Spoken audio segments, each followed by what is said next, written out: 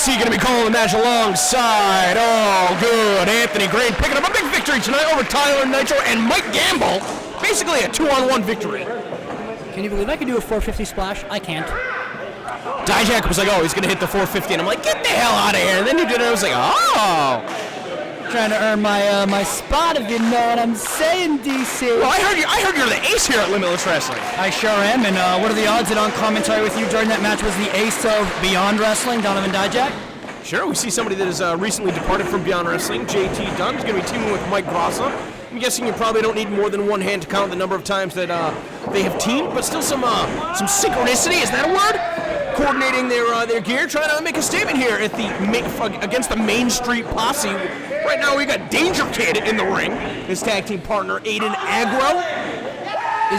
Is it fair to say that you were very familiar with JT and Mike Graca, and I've here in Limitless have become very familiar with the Maine State Posse? Hey, so tell me about these guys. All right, so honestly, both of them have definitely earned their keep. The man in the ring right now, DangerKid, started as a cameraman here in Limitless Wrestling just to earn an opportunity, and he had that opportunity against Scotty Vegas, better known as Alexander Lee. And then after these two had an amazing opening contest during a pre-show at, it wasn't Hook Line, might have been Hook, Line, and Sinker, which is where they became a tag team. And this is where we are today, and they have an opportunity right now against one of the best in the world and his student, Mike Graca. So this tag team, the Main Street Posse, a product of Limitless Wrestling. These two have only been teaming together. I mean, if this is only the first show of the second year of Limitless Wrestling, so if DangerKid started off as a cameraman, he's going to be relatively new to professional wrestling. He's going to be overwhelmed by JT Dunn, who's a bit of a tag team expert, just coming back from WXW in Germany, where he teamed alongside Chris Hero, Death by Elbow, and obviously let's not forget the amount of success that he had as a tag team, teaming with David Starr. What were they called? The Juicy Product? Yeah, yes. A question for you there. So, as you said, JT Dunn's recently been teaming with Chris Hero a lot. Do you think it's going to be a little different for him or awkward for him teaming with somebody not Chris Hero? No, I think a tag team wrestler is a tag team wrestler. I think that's probably JT's strongest attribute. The biggest thing that could be working against him in this match is the jet lag factor. I know that he got back a little bit earlier this week, but you know what?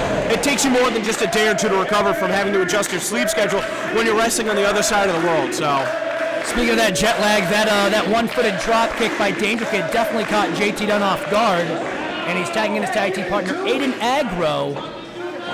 He's in great shape. You can't dismiss that.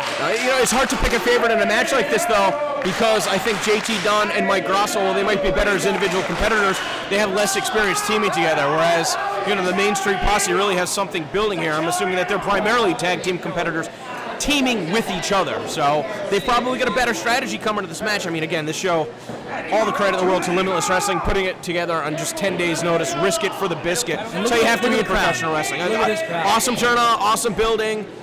This is the type of wrestling that all of the United States needs, but it's cool to bring it to the greater Portland, Maine area.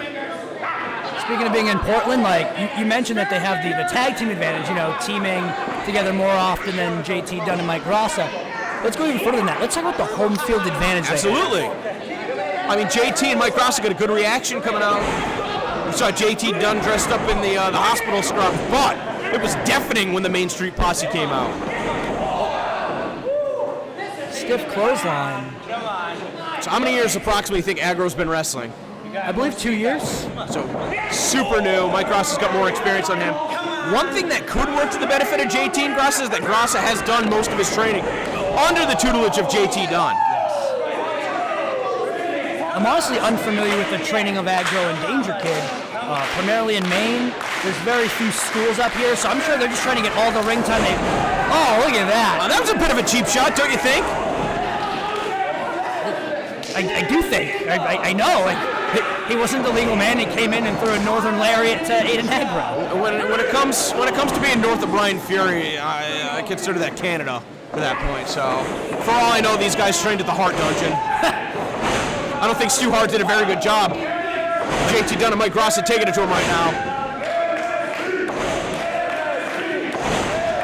Cutting that ring off, just stomping a mud hole in him, and he's about to walk it dry. These fans are doing Aggro no favors right here. honestly, like, you've seen the rise of JT Dunn from an absolute nobody to who he is today to becoming kind of a jerk, you could say, especially in Beyond Wrestling. I think that's a nice way to put it. I don't want to say the D word, dick. Why do you feel this has happened? Do you think like the world titles have got to him? Do you think it's the traveling? Do you think he's just you see this a lot with overachievers. I think that JT Dunn has gotten much farther in wrestling than a lot of people thought, maybe himself included. You got to stay humble though. Look, ultimately at the end of the day, it is your job as a professional wrestler first and foremost to win the match, but secondarily you have to build a fan base. Who likes JT Dunn? Who's going to buy a t-shirt from this guy at intermission to help him pay his bills? He's a jerk, you know? And he's laid out on his feet right now. He's going to do the tag.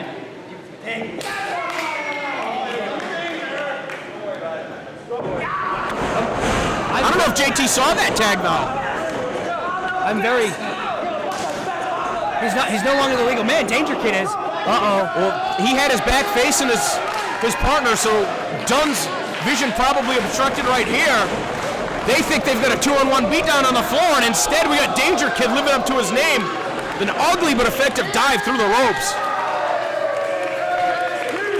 Some would call that rate rough around the edges. You know, if you're a great tag team wrestler like JT Dunn, you shouldn't be making mistakes like that. And that's where all the hot dogging and showboating comes into play. He probably thinks, yeah, these two guys are nobody. This is more of an opportunity for him to get his student, Mike Graca, some experience, some exposure. And help him try and earn a full-time spot on the Limitless Wrestling roster. I'm sure he's more worried about selling a t-shirt right now than he is about winning this match. It should be a lot nicer then. This is kind of a dingus. Right in front of us, we see Graca not afraid to bend the rules. That ring did not budge whatsoever. I don't know if you can tell from far away, but it looks like JT Dunn is luring Aiden Aggro out the door. What's he? He's got his buoy. He's got the MSP buoy. Is that what it is? Yes. Oh, and he caught him with another Northern Lariat. DangerKid's out. He took the post. I can't get over this crowd. Literally 10 days notice. And how many people would you say are here? Like 150? Well over 100. I'll tell you what, my eyes are shot, but that did not sound good.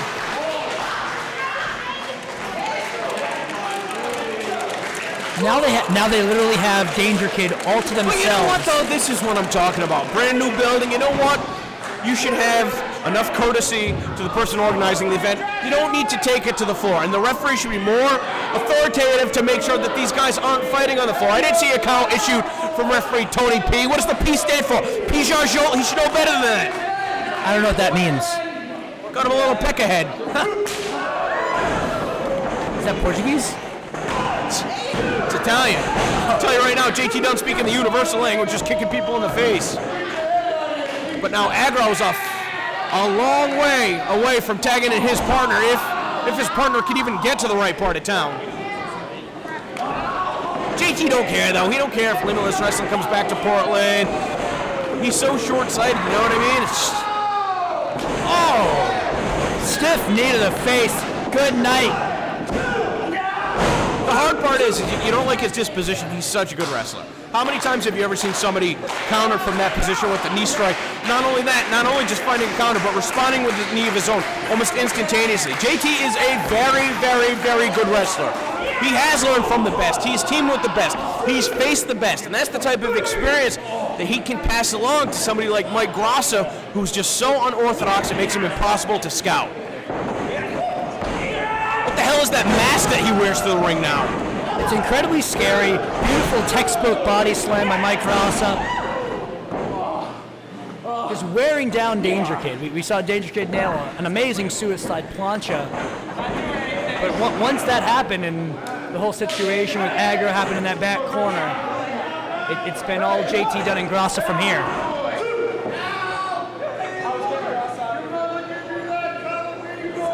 A lot of times you see in tag team matches, though, when it gets to this point where the tag team that's on top feels comfortable, you see a lot of offense that doesn't require them to expend a lot of energy, and that's when you can leave openings for your opponent. That's exactly what we saw right there. You know, they're basically wearing down on DangerKid, but one or two big moves could have put him away. Instead, you see a lot of punches and kicks. Able to hit the sling blade. He's a lot closer to his partner, but the tag team continuity from Graca and JT, I mean, it certainly seemed like they had a strategy coming into this match, and they've been effective in employing it. Now maybe we're going to see one of those big moves out of JT Dunn. Takes a lot of energy to hoist your opponent up on the shoulders, but when you land him with a gutbuster like that, followed with a knockout knee, that could be the end of the match. Someone call that a GPS, because you're going to have no idea where the fuck you are after that one. Very clever, Anthony Green. I've been waiting to say that all night.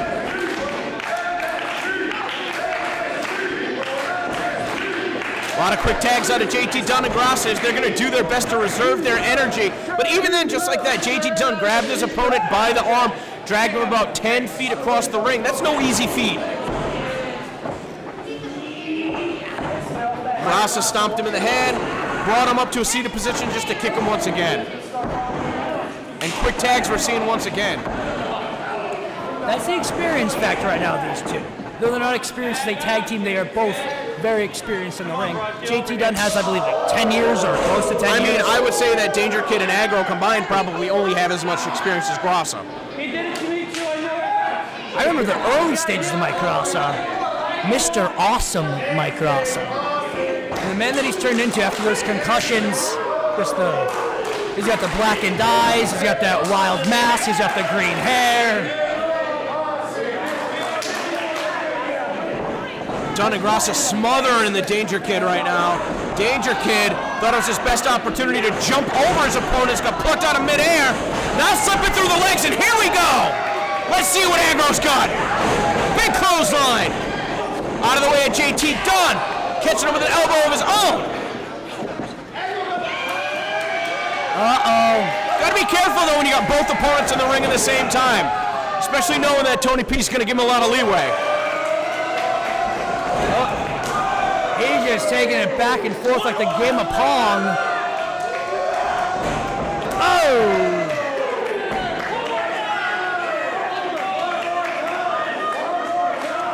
Aggro's really taking his time letting the moment sink in. You can't do that with JT Dunn. Beautiful pump knee. Weave through Enzogiri. Aiden Aggro is on fire. I mean, that was a really good form. Oh! Surprising strength popping off that power slam. That's a good move. Had him in the center of the ring. Graca was in no position to break up the pin.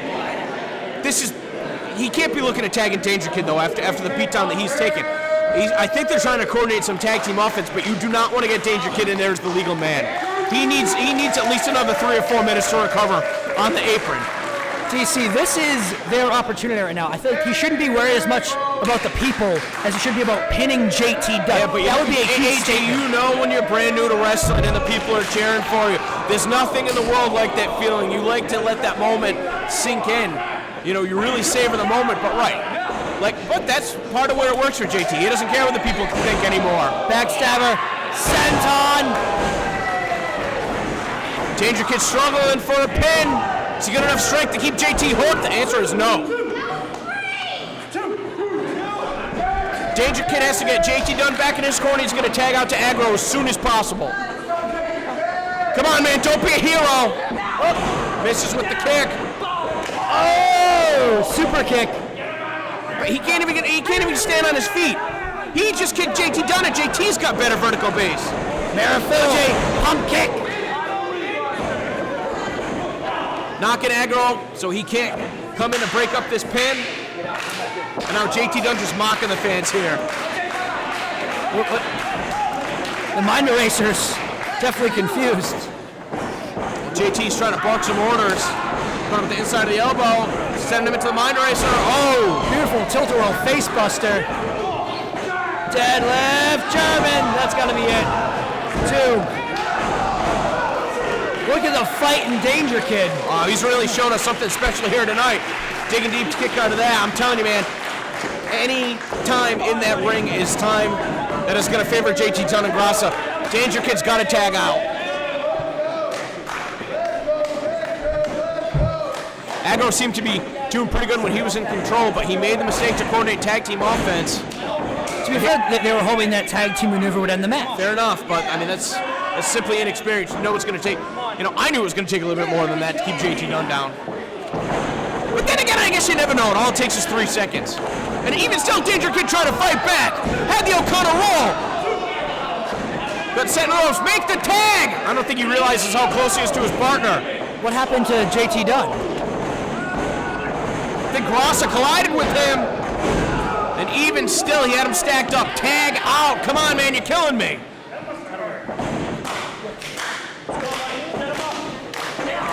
He's so close, but I'm telling you, he's trying to be the hero. He wants to win the match on his own. Just nailed the danger kick. 1, 2. Very close save by the Juice JT Dunn.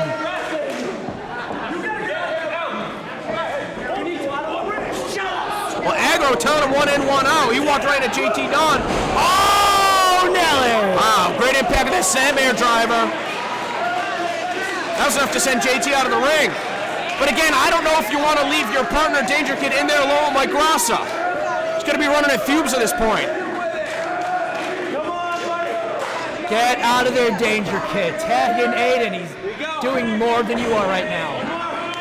Can't even hook him for a double underhook. JT, oh, death by elbow. His brain splattered on the floor. Back of the head, and now the tombstone pile driver. It's elementary at this point. The super kick, just rubbing salt in the wounds. Death by douchebags.